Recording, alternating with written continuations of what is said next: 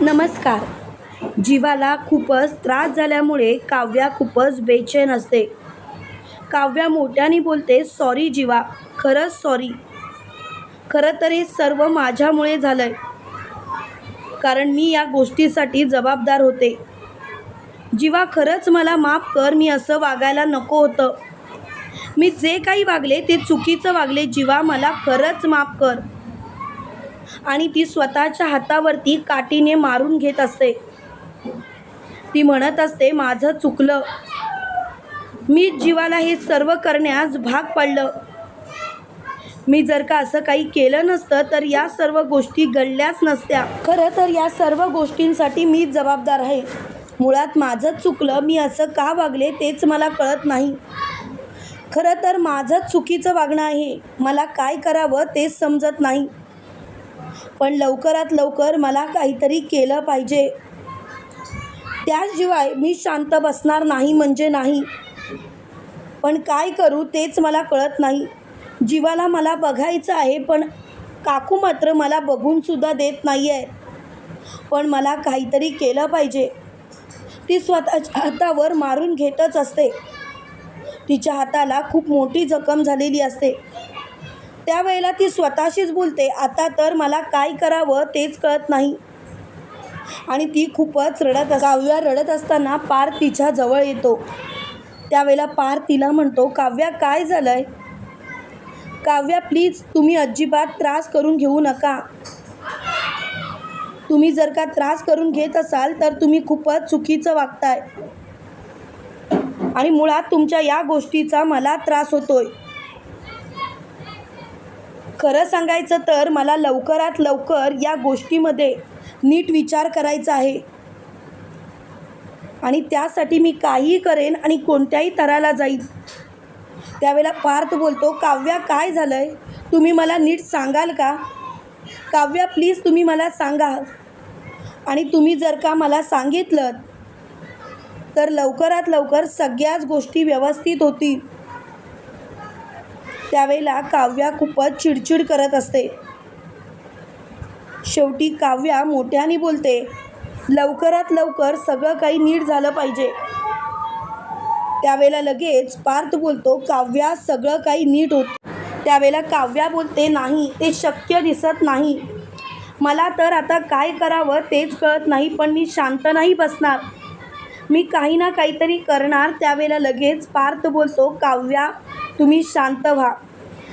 आणि तुम्ही जरा वेळ आराम करा. तुम्ही स्वतःला त्रास करून घेऊ नका. प्लीज तुम्ही जरा शांत बसा." त्यावेळेला लगेच काव्या मोठ्याने बोलते, "पार्थ, कशी शांत राहू मी?" तेव्हा पार्थ स्वतः काव्याला झोपवतो आणि तिच्या हाताला मलम लावत असतो. तेव्हा मात्र काव्या खूपच अस्वस्थ असते. ती स्वतःशीच म्हणत असते, "खरंच जीवा, खरंच सॉरी. खरं तर या गोष्टीसाठी मीच जबाबदार आहे. मी जर का असं वागले नसते तर कदाचित या सर्व गोष्टी घडल्या नसत्या. जीवा, खरं तर माझंच चुकलं." तेव्हा पार्थ काव्याच्या डोक्यावरून हात फिरवत असतो आणि तो स्वतःशीच बोलतो, किती काळजी करतात या दुसऱ्याची. मुळात असं काय झालंय की काव्या स्वतःलाच दोष देत आहे. म्हणजे हे सर्व झालं तेव्हा तर नंदिनी मोठमोठ्याने ओरडत होती. पण आता मात्र जे काही झालंय ते चुकीचंच झालंय. आणि मला तर आता या गोष्टीचा विचार करायचाच नाही." त्यावेळेला इकडे पार्थ नंदिनीजवळ आलेला असतो. त्यावेळेला नंदिनीला म्हणतो, "नंदिनी, मला कळतंय. आईने तुम्हाला जीवाला भेटू द्यायचं नाही. तुम्ही आता बेडरूममध्ये गेला होता तेव्हासुद्धा तुम्हाला तिने हकलवून लावलं. सगळं काही समजतंय, पण प्लीज तुम्हीसुद्धा तिच्या बाजूने विचार करा." तेव्हा लगेच नंदिनी बोलते, "पार्थ, मला आईंचा रागच आला नाही. तुम्ही कशाला हा विचार करताय? पार्थ, खरं सांगू का, मला याचीच काळजी वाटते की जीवाला लवकरात लवकर शुद्ध येऊ दे. एकदा जर का जीवा लवकरात लवकर बरे झाले तर मला बरंच वाटेल. आणि मला आता कोणत्याच गोष्टीचा विचारच करायचा नाही. जर का खरं सांगायचं तर लवकरात लवकर सगळ्या गोष्टी मला नीट करायच्या आहेत. आणि त्यासाठी मी काहीही करेन. कोणत्याही थराला जाईन, पण मी शांत बसणार नाही." तेव्हा मात्र ती खूपच चिडलेली असते. तर इकडे आपल्याला असं पाहायला मिळतं की काव्या जीवाच्या बेडरूममध्ये जायला बघते. त्यावेळेला नंदिनी काव्याजवळ येते आणि काव्याचा हात धरत तिला परपटत तिच्या बेडरूममध्ये नेते आणि काव्याचा सटासट थोबाड फोडते आणि बोलते, काव्या, माझ्या नवऱ्यापासून 10 पावलं लांबच राहायचं. काव्या, तू जीवाच्या जवळसुद्धा जायचं नाही. हे सर्व जे काही घडलं आहे ना, याला तू जबाबदार आहेस काव्या, आणि या गोष्टीसाठी मी तुला कधीच माफ करणार नाही. काव्या, तू जे काही वागलीस ते चुकीचं वागलीस. तेव्हा लगेच काव्या बोलते, मला कळतंय, मला समजतंय, पण एक गोष्ट तू सुद्धा ताई लक्षात घे, मी मुद्दामून काहीही केलेलं नाही. ताई, जर का तू समजून घेतलंस तर बरं होईल. त्यावेळेला नंदिनी बोलते, समजून घेऊ म्हणजे नक्की काय करू काव्या, तू सांग. काव्या, मला तुझ्याशी या बाबतीत काहीच बोलायचं नाही. आज माझ्या जीवाची जी काही अवस्था आहे ना, त्याला तू जबाबदार आहेस आणि त्यासाठी मी तुला कधीच माफ करणार नाही. त्यावेळेला मात्र काव्या खूपच अस्वस्थ असते. त्यावेळेला नंदिनी काव्याला बोलते, काव्या, प्लीज या सर्व गोष्टींपासून लांब राहा, कारण मला या गोष्टींमध्ये आता पडायचंच नाही. प्लीज काव्या, प्लीज, तू जर का लांब राहिलीस तर बरं होईल. त्यावेळेला मात्र काव्या खूपच चिडलेली असते. काव्या मोठ्याने बोलते, पुरे झालं. आता काही झालं तरी मला कोणत्याच विषयावर काही बोलायचं नाही. जे काही आहे ते सर्व तुमच्या समोर आहे.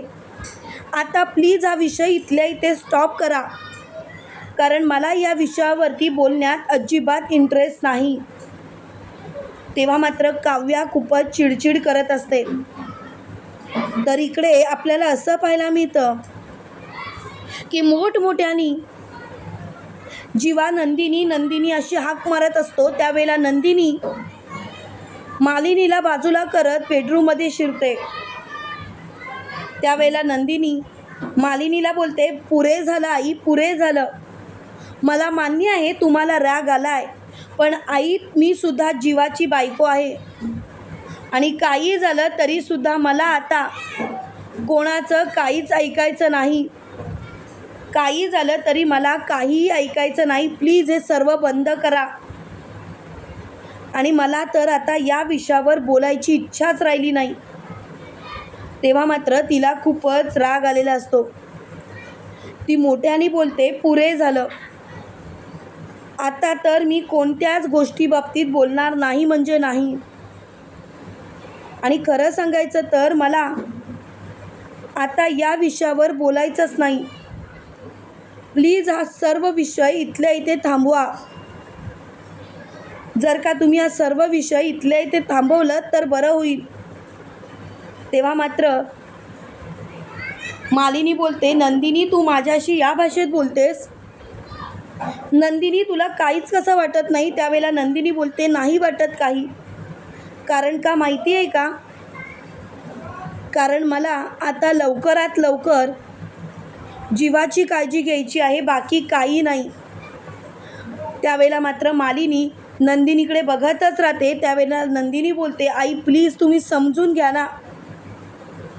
तुम्ही जर का समजून घेतलं तर बरं होईल.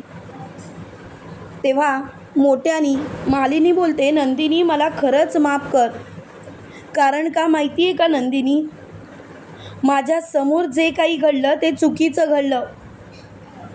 पण खरं सांगायचं तर मला आता फक्त आणि फक्त स्वतःचाच विचार करायचा आहे, बाकी काही नाही. तुम्हाला काय वाटतं मित्रांनो, खरोखर मालिनी नंदिनीला जीवाच्या जवळ बसू देईल का? कमेंट करून नक्की कळवा. आणि असेच मालिकेंचे नवनवीन अपडेट पाहण्यासाठी व्हिडिओला लाईक आणि चॅनलला सबस्क्राईब करायला विसरू नका. थँक्यू.